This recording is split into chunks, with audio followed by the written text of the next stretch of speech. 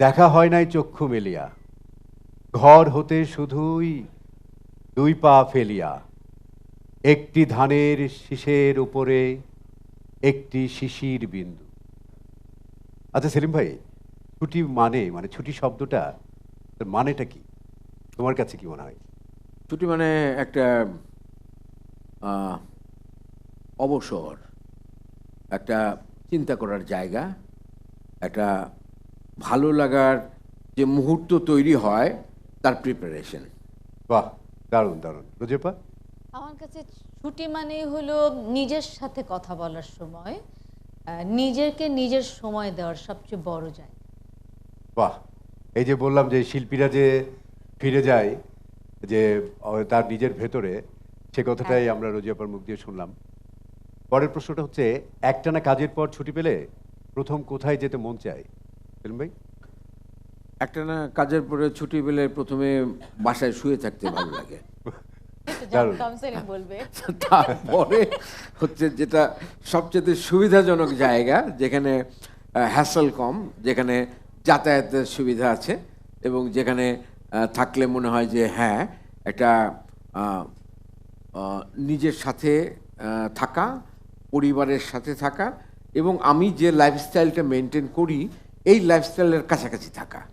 বাহ, রোজিয়াপা? আমার কাছে মনে হয় যে খুব সহজে যাওয়া যায়, ভিসা সংক্রান্ত জটিলতা নাই, বাট আরামে থাকতে পারছি, একটা নতুন কিছু দেখতে পারছি, সহজ কিছু। খুব কঠিন জটিল করে কোথাও বেড়াতে যাওয়াটা এখন একটু বিরক্তিই লাগে। তো তো হঠাৎ হঠাৎ ছুটি পেয়ে হ্যাঁ। কোনোখানে চলে যাওয়ার কি এমন কোনো গল্প আছে? অনেক, প্রচুর। একটা যদি শুনি আমরা। কক্সবাজার তো অবশ্যই এটার বিকল্প। তার মানে এই না যে ছুটি কক্সবাজারে বসে আছি বলে আমি এই জন্য বলছি, নো, দিস ইজ ট্রু। আমাদের সবচেয়ে রিলায়েবল মনে হয় ওই জায়গাটা। আর সিলেট আছে, আচ্ছা, শ্রীমঙ্গল আছে। ওকে। আমি আমি সমুদ্র ভালোবাসি। আমিও ভীষণ সমুদ্র ভালোবাসি। পৃথিবীর যে জায়গাতেই যাই যদি সমুদ্র থাকে তাহলে সমুদ্র একটু Preference বেশি। দেখার ইচ্ছা থাকে এবং দেখে আসি। অনেকের পাহাড় ভালোবাসে, অনেকে সমুদ্র ভালোবাসে, তো সমুদ্রই আমার কাছে বেশি ভালো লাগার জায়গা। আর হুট করে ছুটি পেয়ে হঠাৎ করে সিদ্ধান্ত নেওয়া ওরকম আমার জীবনে ঘটেনি, কারণ আমি যা করি বা যেভাবে চলি আমি একটু প্ল্যান করে চলতে ভালোবাসি। Very good. তো তোমাদের দুজনের প্রথম ছুটি কাটানোর কোনো গল্প যদি আমরা শুনি। আমাদের বিয়ের পরে আমরা প্রথম ছুটি কাটাতে ইন্ডিয়াতে গিয়েছিলাম। ইন্ডিয়াতে কয়েকটা স্টেটে গিয়েছিলাম, তার মধ্যে দিল্লি, আগ্রা, ক্যালকাটা, এই তাজমহল জায়গাগুলো। হ্যাঁ, এই জায়গাগুলো দেখে এসেছিলাম। তখন আমাদের খুব বেশি ইনকাম ছিল না। আমরা ওই গরিবানা হালে আর কি, যেভাবে যাওয়া যায়, যেভাবে ভ্রমণ করা যায় সেরকমভাবে থেকেছি। কিন্তু এইটা অনেক মজার স্মৃতি, আনন্দের স্মৃতি। বাহ, তোমাদের দুজনের পরিচয় এবং প্রেমের শুরুটা যদি একটু আমরা শুনতাম। এটা তো বহুবার বলেছি বিভিন্ন জায়গায়, পত্র পত্রিকায়, টেলিভিশনে, এবং এই প্রেমের যেভাবে আমি প্রেম নিবেদন করি, আমি বিয়ে নিবেদন করেছিলাম আর কি। আচ্ছা। তো সেটা নিয়ে ছোট নাটকও হয়েছে, গল্পও লেখা হয়েছে। বাহ। মানে ছোট গল্পে এরকম আমাদের এই গল্প নিয়ে গল্প লিখেছে এবং ঈদ সংখ্যায় প্রকাশিত হয়েছে, এরকমও আছে। আবার টেলিভিশনের নাটকে এই কাহিনী নিয়ে টেলিভিশনের নাটক হয়েছে। তো ওটা বেশ পুরো একেবারে ইতিহাস আছে জিনিসটা। একদমই তাই। ঠিক আছে, তাহলে সেলিম ভাই এবার আমরা একটু আসি তোমার অ্যাক্টিং এর দিকে। যে 1983 সালে যে ঢাকা থিয়েটারের সেই কাষ্ঠমঞ্চ, সেটা কি আসলে ছুটি ছিল নাকি একটা মোহরাই ছিল সংসার? এটা সত্যি সত্যি ছুটি ছিল। আজকে ছুটির গল্প করছি বলে ছুটির কথা বলছি না। 83 সালে আমি অনার্স পড়ি, থার্ড ইয়ারে আমি পড়ি, পরীক্ষা হয়নি তখনও। তো তখন এরশাদের ভ্যাকেশন হতো। স্বৈরাচারী এরশাদের যে পতন হয় তার আগে আগে ছাত্র আন্দোলনগুলো হতো। 83 সালে মজিদ খানের শিক্ষানীতি আন্দোলন হয়েছিল। আচ্ছা। এবং সেই শিক্ষানীতি আন্দোলনে আমি সক্রিয়ভাবে ছাত্র নেতা হিসেবে সেখানে আমি জয়েন করেছিলাম। এবং সেই জয়েনিংয়ের পরে আমি, অনেকেই জানে যে আমি জাহাঙ্গীরনগর বিশ্ববিদ্যালয়ের ছাত্র, এবং জাহাঙ্গীরনগর বিশ্ববিদ্যালয়ে আর্মি রেড করেছিল। রেড করে আমাদেরকে কয়েকজনকে ধরেও নিয়ে গিয়েছিল এবং ইউনিভার্সিটি 7 মাসের জন্য বন্ধ ছিল। এটা হলো ফেব্রুয়ারি মাসে বন্ধ হয়, 12ই ফেব্রুয়ারি এই দিনটির কথা অনেকেরই মনে থাকবে। আজকে বা 14ই ফেব্রুয়ারিকে যেটা বিশ্ব ভালোবাসা দিবস হিসেবে অনেকে দেখে বা গ্রহণ করেছে, কিন্তু 14ই ফেব্রুয়ারি বাঙালি জাতির জন্যে, বাংলাদেশের ছাত্র জনতার জন্য একটা কাল দিবস। সেদিন অনেকগুলো ছেলে মারা গিয়েছিল শিশু একাডেমি এবং ঢাকা ইউনিভার্সিটির অ্যাডজাসেন্ট এলাকাগুলোতে, এবং জাহাঙ্গীরনগর বিশ্ববিদ্যালয়ে আমরা তুমুল ছাত্র আন্দোলন গড়ে তুলেছিলাম। তারই পরিপ্রেক্ষিতে 14 তারিখ বা 16 তারিখ থেকে সমস্ত শিক্ষা প্রতিষ্ঠান বন্ধ হয়ে যায়, এবং এই বন্ধটা 6 থেকে 7 মাস চলেছিল, এবং আমরা তখন চিন্তা করেছিলাম যে আর বোধহয় কোনোদিন ইউনিভার্সিটি খুলবেই না, এরকম একটা পরিবেশ হয়েছিল। তো সেই সময়ে আমি এপ্রিল বা মে মাসের দিকে আমি ঢাকা থিয়েটারে জয়েন করি, এবং তখন ছুটি ছিল, একটা বাধ্যতামূলক ছুটি। সেই ছুটির মধ্যে আমি ঢাকা থিয়েটারে প্রথম কাজে জয়েন করি। অনেক ধন্যবাদ। দারুণ একটা আমরা ইতিহাস শুনতে পেলাম এর মাধ্যমে, এবং সেই যে থিয়েটারের যাত্রা শুরু হলো, সেই যাত্রা অবিরাম চলছে, অভিনয়, নির্দেশনা। তো এই যে আমরা যখন টেলিভিশন বা সিনেমার জন্য মঞ্চে যখন সময় দিতে পারি না, বা এটা বাস্তবতা, তখন তোমার কি অনুভূতি হয়? না, আমি তো সময় দিতে পারি না এমন কোনো কথা নাই। আমাদের লাইফে এটা নাই। আমার বা রোজির জীবনে থিয়েটার একদিনের জন্য ব্যাহত হয়নি আমার অভিনয় জীবনের জন্য। দ্য থিং ইজ, তুমি টাইমটা কিভাবে ম্যানেজ করছো, কোয়ালিটি টাইমটা দিতে হবে। তোমার যে কদিন রিহার্সেল আছে বা যে কদিন শো আছে, সেই কয়দিন শুটিংটা না রাখলেই হয়, বা বিকেল থেকে রিহার্সেল হয় সাধারণত, তো বিকাল পর্যন্ত তো শুটিং করাই যায়। আমি বা রোজি একটা উদাহরণ যারা থিয়েটার করে তাদের ক্ষেত্রে, যে আমাদের জন্য শো কোনোদিন হ্যাম্পার হয়নি, আমাদের জন্য রিহার্সেল কোনোদিন বন্ধ হয়নি, আমরা কোনোদিন 1 মিনিট দেরি করে রিহার্সেলে উপস্থিত হয়েছি, এমন ইতিহাস ঢাকা থিয়েটারে নাই। ঢাকা থিয়েটারে আমি 42 বছর ধরে দলের সাথে যুক্ত আছি, আমি এখনো থিয়েটার করি। মানে আসলে বলতে গেলে আমি বলবো যে আমাদের শোয়ের জন্য শুটিং ক্যান্সেল হয়েছে, আমরা শুটিং স্যাক্রিফাইস করি কিন্তু শো স্যাক্রিফাইস করি। কারণ এটা আমরা একটা আমাদের জন্য লেসন। এটা এটা এটা এটা তুমি যে প্রশ্নটা করেছো এটা অত্যন্ত ভ্যালিড একটা প্রশ্ন। অনেকে এই দোহাই দেয়, বলে যে আমি কাজের জন্য আমি থিয়েটার করতে পারছি। কাজের জন্য কি ও ভাত খেতে পারছে না? ভাত তো খেতে পারছে।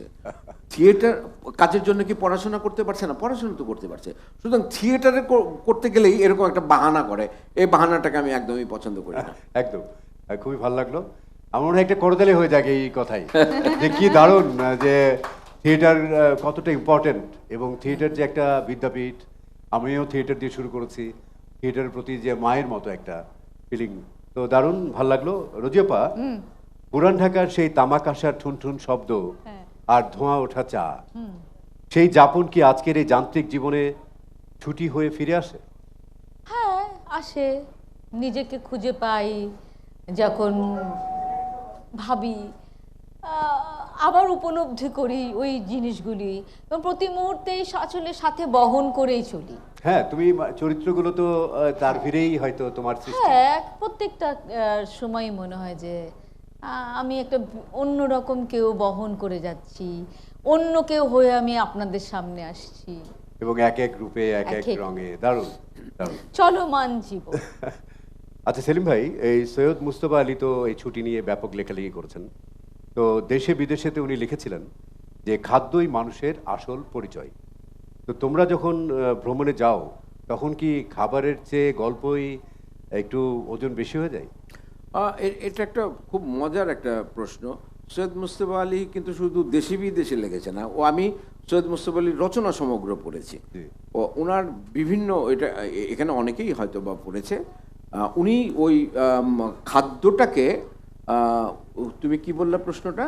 আমি বললাম যে খাবারের চেয়ে তোমাদের গল্পের না না না, খাদ্যটাকে মানে খাদ্যই হলো মানুষের আসল পরিচয়। না, উনি খাদ্যটা মানুষের আসল পরিচয় এটা বলেনি। খাদ্যের মাধ্যমে বা ওই এলাকার কাঁচা বাজারে উনি প্রথম ভিজিট করতো। কাঁচা বাজার ভিজিট করার কারণ হচ্ছে যে ওই এলাকার আর্থসামাজিক অবস্থা এবং মানুষের ফুড হ্যাবিট, এটার উপরে ডিপেন্ড করে সংস্কৃতি গড়ে ওঠে।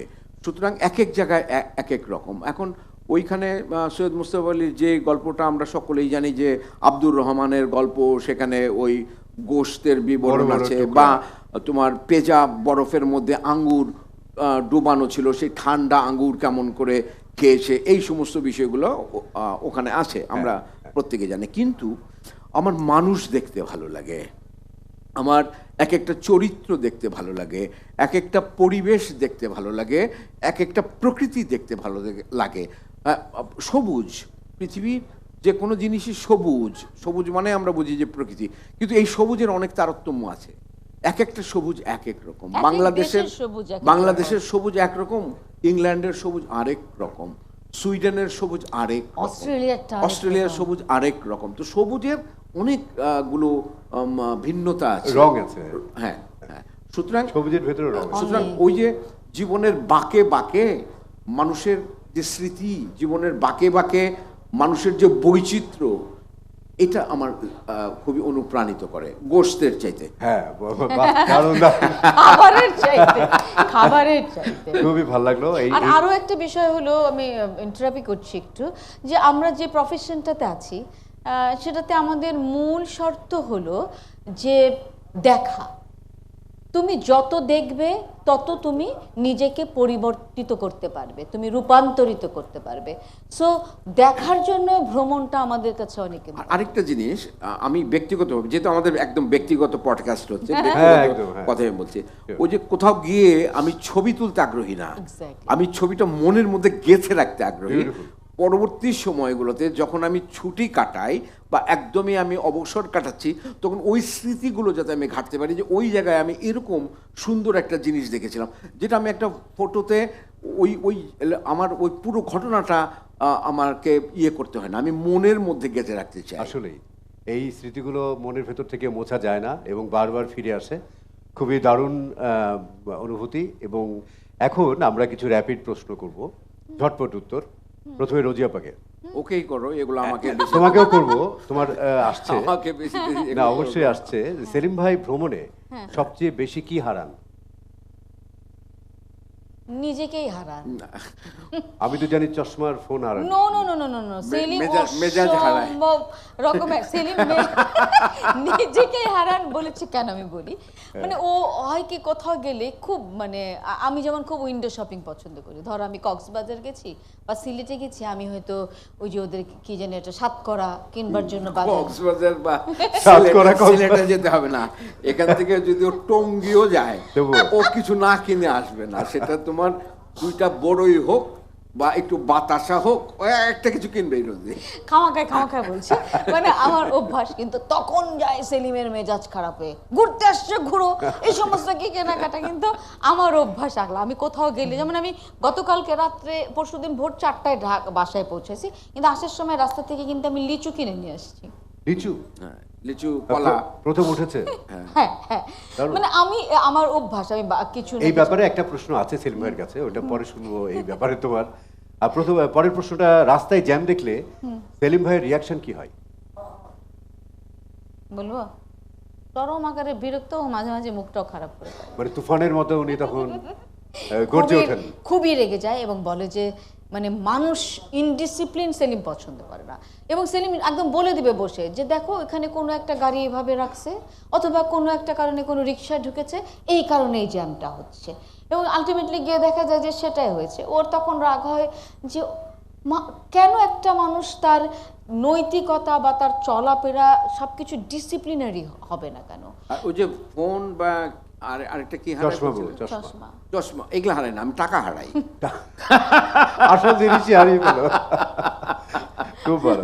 এখন আমরা বরবাদে বা তুফানে যেরকম একটা গর্জে ওঠা যে চরিত্রটা দেখি, ঘরে কি আসলে উনি না, সেরকম নাকি একটু? সেলিম ঘরে একটা কথা বলে না, সেলিম যে বাসায় আছে কেউ বুঝতে পারবে না, বরঞ্চ আমাকে মানুষ বুঝতে পারবে যে আমি আছি। তাহলে কি আমরা ভীতু বলতে পারি না? না না না, উনি ভয় পান কিসে? He is very quiet, calm and আর কোনো ভয় পায় না কোনো? আর সেলিমের একটাই অভ্যাস পড়া, তো যখন বাসায় থাকে, ধরো মানে বই, তুমি আমার বাসায় যদি যাও, তুমি বাথরুমেও দেখবা বই আছে। তাহলে সবচেয়ে অদ্ভুত অভ্যাসটা কি তাহলে?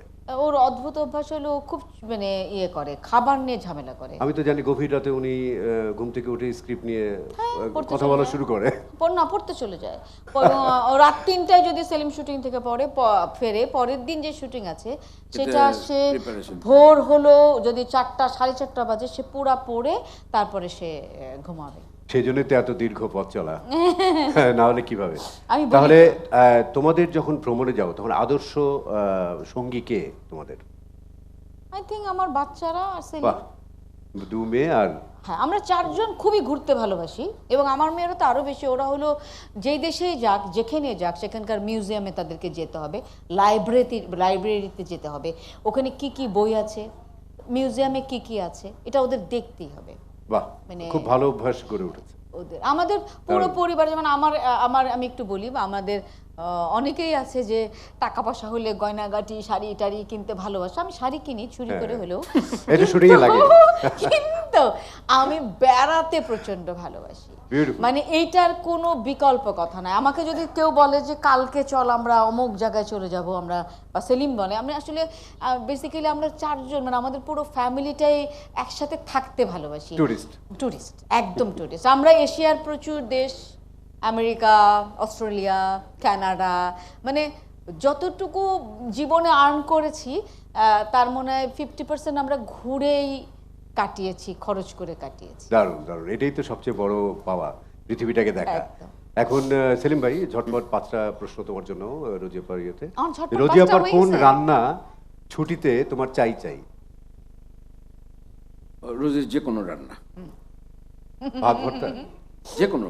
যে কোনো, মানে দারুণ সুস্বাদু রান্না তারা। বাবা, আমাকে দেখলে বোঝা যেত। তাহলে এখন বলো যে উনি ঘুরতে গিয়ে কি কিনতে পছন্দ করেন কে? রোজি আপা? সব। সব? রোজি হচ্ছে টাকা খরচ করার নেশা আছে ওর। আচ্ছা, মানে ও যা পাবে সেটাই কিনবে। সেটা শাড়ি হচ্ছে সবচেয়ে প্রধান, আর যা যা আছে, মানে এমন পৃথিবীর এমন কোনো কিছু নাই। মানে ঘর গোছানোর জিনিস থেকে ঘর শুরু করে। গোছানো মানে কি, ওকে যদি পুরো দেশটা কিনে নিয়ে আসার মতো যদি ক্ষমতা থাকতো, তাহলে? প্লেনে যদি ওয়েটের কোনো ঝামেলা না থাকতো, আমাদের প্রত্যেকবার ওভার ওয়েট দিতে হয়, ওভার ওয়েট চার্জ দিতে হয়। তো রোজি কিনতে তো ভালোবাসি, এনিথিং। আচ্ছা, তোমাদের দুজনের মধ্যে অলস কে? আমি সেলিম এটা কিন্তু জানতে হবে। প্রচন্ড অলস, মানে বাসার একটা কাজ সে এরকম করে করবে না। কিন্তু একটা কাজের মধ্যে যদি চা বানানো হয় তাহলে বা পানি খাওয়া হয়, হ্যাঁ, সেটা আমি এগুলো করি। আমি সবগুলো আমি আমার নিজের সেলিম যদি সবাই- যদি যদি কাপড় গোছানো হয় তাহলে আমারটা আমি নিজে এবং গোছাই। সেই কাপড় গোছানোর পর খুঁজে পায় না, না। সেটা আবার আমাকে বের না, করে না, দিতে ওটা হয়। অলসতার বিষয় না, কারণ আমার একটা মানুষের মানে ব্যক্তিগত জিনিসপত্র কোথায় আছে, কি সিস্টেমে রাখলে সেটা হ্যাঁ। ঠিকঠাক মতো থাকে। ডিসিপ্লিনে। হ্যাঁ, সেলিম অসম্ভব ওইটা আমার আলমারি খুললে যে কেউ মুগ্ধ হবে। দারুণ। ভাববে যে এই বাড়ির বউটা খুব ভালো, স্বামীর সব হ্যাঁ, গুছিয়ে কিন্তু দেয়। কিছু আসলে করে না। না। কিন্তু আমি নিজে করি। খুব ভালো, দারুণ দারুণ ও দারুণ। সব নিজে করে কিন্তু কোনো কিছু খুঁজে পায় না। আচ্ছা, রোমান্টিক ট্যুরে গিয়ে রোজি আপনি কি কখনো ঝগড়া করেছেন? আমি একদমই রোমান্টিক না। রোজি আমার রোমান্টিকের চেয়ে বেশি রোমান্টিক। তারপরে কি ঝগড়াটা যেটি হয় না? প্রতিদিন ঝগড়া হয়। এটা একদম সত্যি কথা এবং এটা কঠিন সত্যি কথা। এটা কোনো প্রত্যেকদিন সেলিমের সাথে আমার ঝগড়া হয়। এভরিডে। হ্যাঁ, এবং যেদিন সেলিম ঝগড়া করে না, আমি ভাবি কি ব্যাপার, আজকে কি হলো। এবং আমার বাচ্চাদেরকে বলি তোমার আর বাবা রোজিকে আমি বলে দিয়েছি একটা কথা, যে কথা চলবে, কথা থামানো যাবে না, তুমি কথা বলতেই থাকবে। মানে একই জিনিস রোজি অন্তত 10 বার করে বলে, 20 বার করে বলুক, এটাই চাই আমরা। আমিও চাই, আমার মেয়েরাও চাই যে টিটকারি কথা মারবে। চলবে। না না, সেদিন আমরা শুটিং করতেছি, তো পরের দিন সেলিম ভাই আর রোজি আসছে রাত করে, কিছু না, ওর জন্য সবাই বসে আছি, অপেক্ষা করছি। তো এই যে তোমার উপরে যে নির্ভরশীলতা, আসলে পুরো পরিবারটা, একদম। এটা কিন্তু দারুণ। এটা তো রোজি আপার কোন চরিত্রটা তোমার কাছে সবচেয়ে বেশি প্রিয় ওর মা, অভিনয়ের? মা হিসেবে রোজিকে, ও অভিনয়ে। আচ্ছা, রোজি তো সিনেমাতে ভালো ভালো কাজ করে এখন, আগেও করেছে। বিশেষ করে পদ্মা নদী মাঝির পদ্মনদীর মাঝি, তারপরে ওই ক্যারেক্টারের নাম ছিল উলুপি, উলুপি। হ্যাঁ, তারপরে ইসে পরাণে ভালো কাজ করেছে, আরো লাভ স্টোরিতে আমি ওমরে ভালো কাজ করেছে, লাভ স্টোরি। না, সেটা তো ধরো যে রোজি আপা তো আউটস্ট্যান্ডিং অ্যাক্টর, তুমি এবং দুজনই তারা নিজেরাই স্ব ক্ষেত্রে এমন সাধনার মধ্যে দিয়ে এগিয়েছো যে আমরা তোমাদেরকে আইডল মনে করি। আর ওই যে একটা কথা বললে তুমি, যে কোন চরিত্র, একজন শিল্পী তৈরি হয় চরিত্রকে তৈরি করার জন্য এবং সেটা ভাঙার জন্যে।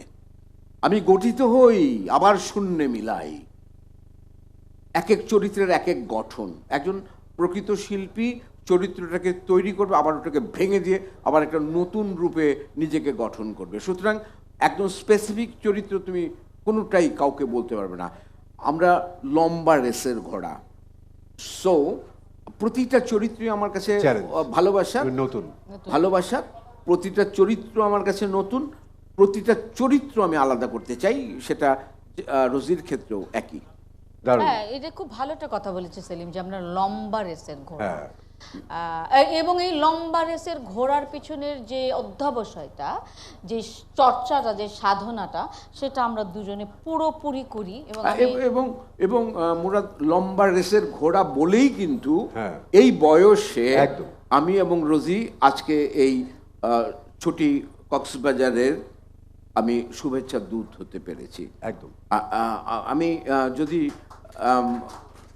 একটা তালি হয়ে আমি যদি মানে ওই রেসের ঘোড়া হতাম, লম্বা রেসের না হতাম, তাহলে হয়তো কবেই। এই বয়সে এসে আমি হয়তো এটা হতাম না। কিন্তু ইদানিং মানে অনেকে অভিযোগও করে, জানো, যে তুমি এই যে বরবাদ, তুফান, অনেকগুলো পরপর অনেকগুলো সিনেমায় তুমি নেগেটিভ ক্যারেক্টার করে একটা দারুণ একটা জায়গা তৈরি করেছো। তো দর্শকরা তো চায় যে তুমি ফরিদি ভাইয়ের মতো একটার পর একটা এই নেগেটিভ চরিত্রগুলোকে রিপ্রেজেন্ট করো। কেন? আমি দেখো, আমি ভার্সেটাইল অ্যাক্টর। তুমি সিনেমাতে যেভাবে, আমি ধরো এইবারও আমি পুরস্কার পেয়েছি, জাতীয় পুরস্কার, এখানে তোমরা দুটো দেখিয়েছো, হ্যাঁ। দুটাই খল চরিত্রের জন্য দেখেছো। আমি কিন্তু কমেডি অ্যাক্টিং এর জন্য এবার পুরস্কার পেয়েছি, এক। আর টেলিভিশনে সাম্প্রতিক সময়ে যে নাটকগুলো সবচেয়ে জনপ্রিয়, তার মধ্যে দেনা পাওনা একটি, দেনা পাওনা। এটাতে আমি অত্যন্ত পজিটিভ চরিত্রে অভিনয় করি, বা এত জনপ্রিয়তা পেয়েছে। সুতরাং একজন অ্যাক্টরকে যে তোমার খল চরিত্র, ফরিদি ভাই ওনাকে যেভাবে রিপ্রেজেন্ট করা হয়েছে সিনেমাতে, ওটাই ওনার একমাত্র অভিনয়ের সীমাবদ্ধতা নয়। ওই জন্যই বলা অনেক হচ্ছে- ভার্সেটাইল অভিনেতা, কিন্তু হ্যাঁ। তাকে ওই জাতীয় চরিত্রগুলোতে ব্যবহার করেনি। এটা ফরিদি ভাইয়ের ব্যর্থতা না, এটা হলো নির্মাতাদের ব্যর্থতা, যারা কাস্ট করেছে তাদের ব্যর্থতা। আমি তো ওই রাস্তায় হাঁটবই না, কারণ আমি তো ভার্সেটাইল।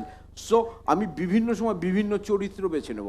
আমাকে ওই রকম চরিত্রে যদি ঘুরপাক খেতে হয়, তো আমার মধ্যে একজনের বিরক্তি চলে যাবে, আমি তো অভিনয় করবো না। দারুণ বলেছেন। দর্শকরা এবার আপনারা বুঝতে পারছেন যে আসলে এই যে মাল্টি ট্যালেন্টেড, যে ভার্সেটাইল যে প্রতিভা, যে বিভিন্ন চরিত্রকে প্রতিনিধিত্ব করা স্ক্রিনে, এটা আসলে যে মধ্যে আনন্দ, এটা একঘেয়েমি কোনো কিছুর মধ্যেই সেই আনন্দটা পাওয়া যায় না। খুবই ভালো লাগলো শুনে। বিদেশ ঘুরতে গিয়ে রাস্তা হারিয়ে ফেললে আগে মেজাজ কি হারায়? রোজি, তাই? ডেফিনেটলি। এবং ও বলতে থাকে যে মানে ভুল করতে থাকে, ভুল জিওগ্রাফি বলতে থাকে আর কি, যে এই ডান দিক দিয়ে আমরা যে এসেছিলাম, বোধহয় আমরা এই দিক দিয়ে কনফিউজ করতে থাকে, কনফিউজ করতে থাকে। এবং আমি অনেকবার হারাই, যে আমি নিজে এবং হারিয়ে যাই। রোজি ধরো কলকাতাতে ও অনেকবার গিয়েছে, কিন্তু কলকাতাতে গেলেও ও কিন্তু কিচ্ছু চেনে না। মিথ্যা ওকে কথা ওকে এটা। যখন আমরা ছেড়ে দেই, পিছন পিছন আমি এবং আমার দুই মেয়ে ওকে ফলো করতে থাকি, যে ও কোন দিকে ভুলটা করতেছে, কোন দিকে যাচ্ছে। হারিয়ে যাওয়ার সম্ভাবনা এবং থাকে। হারিয়ে যাওয়া শুরু করে, তখন আমরা পেছন থেকে ডাক দিই, এই দিকে না, এই দিকে কিন্তু।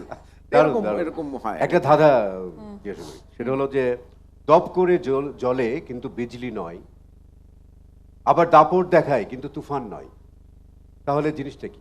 সেলিব্রিটি। ও গ্রেট গ্রেট গ্রেট, ফেম, মানে স্টারডম, রাইট? ফেম। ফেম, বিউটিফুল, খুবই ভালো লাগলো। তাহলে এখন তুমি জানো যে প্রকৃতি আর আরামের সন্ধানে মানুষ কিন্তু ছুটি কক্সবাজারকে বেছে নিচ্ছে। তুমি কি বলবা? আমি না এই এই জায়গাটা তোমাকে একদম মনের কথা বলি মুরাদ, একদম পার্সোনাল লেভেলে কথা হচ্ছে, যদিও মানুষজন দেখছে হয়তো প্রোগ্রামটা। আর ছুটি রিসোর্ট কক্সবাজারে গিয়ে আমি আসলে মুগ্ধ হয়েছি।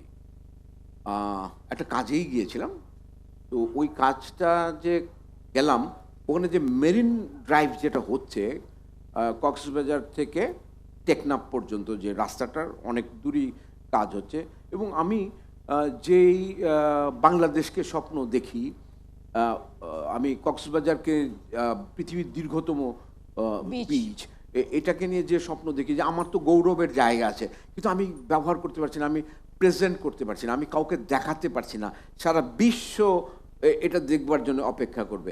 আমার মেরিন ড্রাইভের রাস্তা দেখার পরে, যখন আমি এই ছুটি রিসোর্ট কক্সবাজারের যখন আমি সাইটটাতে যখন গিয়েছি, আসলে আমার মনে হচ্ছে দিস ইজ সামথিং। এবং যাওয়ার পথেও বড় বড় কিছু হোটেল হয়েছে, কিছু রিসোর্ট হচ্ছে।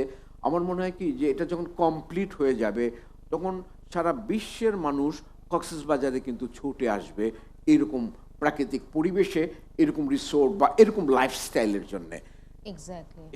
কারণ কি যে ধরো সরকারিভাবে যেই ইয়েগুলো হওয়ার কথা ছিল, আমাদের পর্যটন পর্যটনের শিল্পটা যেই জায়গায় যাওয়ার কথা ছিল, দুর্ভাগ্যজনকভাবে গত 50 বছর ধরে আমরা ওই সমস্ত বিষয় বিবেচনা না করে শুধুমাত্র রাজনীতি নিয়েই আছি এবং অনেক মীমাংসিত বিষয়কেও অমীমাংসিত করছি, আবার অমীমাংসিত বিষয়কে মীমাংসিত করবার চেষ্টা করছি।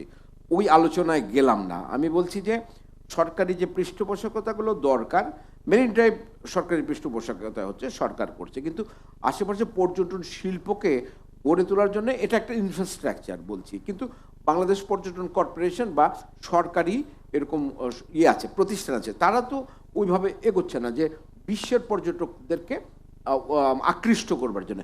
যেই সমস্ত বেসরকারি প্রতিষ্ঠানগুলো এখানে কাজ করছে বা তারা স্বপ্ন দেখছে থাইল্যান্ড বা অন্য অন্য দেশের যে পর্যটন শিল্প আছে, বা ভিয়েতনাম এখন অনেক বেশি এগিয়ে গেছে, তো ওই সমস্ত জায়গাগুলোর যদি চিন্তা করা যায় ওই কনটেক্সটে যেভাবে হচ্ছে ছুটি রিসোর্ট কক্সবাজার, আমার মনে হয় যে এটা একটা অত্যন্ত আকর্ষণীয় পর্যটন স্থানে রূপ নেবে। এমনিতেই নাম আছে কিন্তু বিষয় নাই, বিষয়গুলো হয়ে যাবে যদি এইগুলো হয়। এবং আমি এই কারণেই এই শুভেচ্ছা দূত হিসেবে রাজি হয়েছি।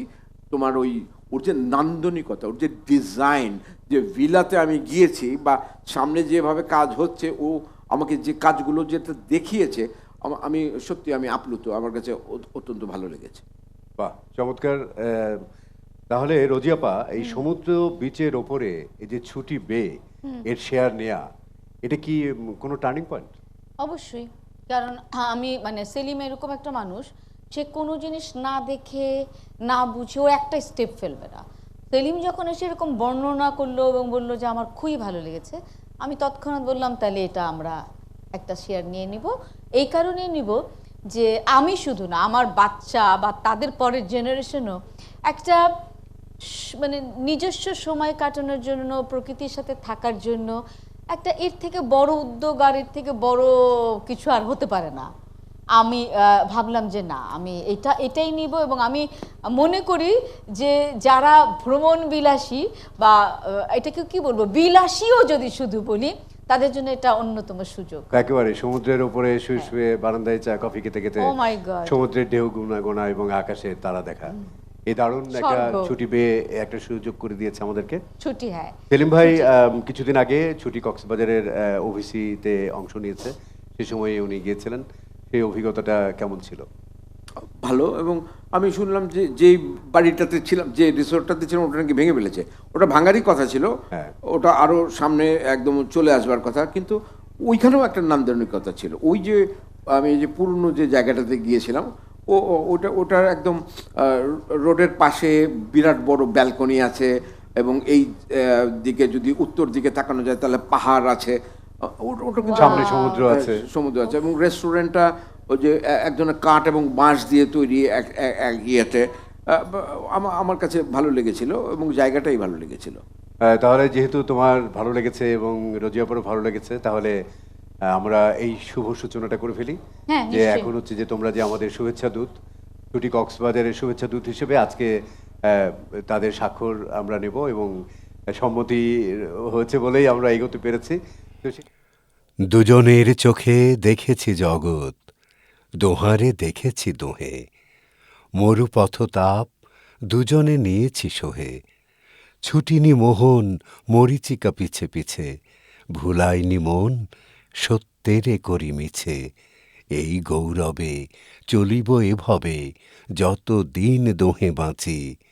এ বাণী প্রেয়সী হোক মহিয়সী, তুমি আছো আমি আছি। ছুটি চলো ছুটি।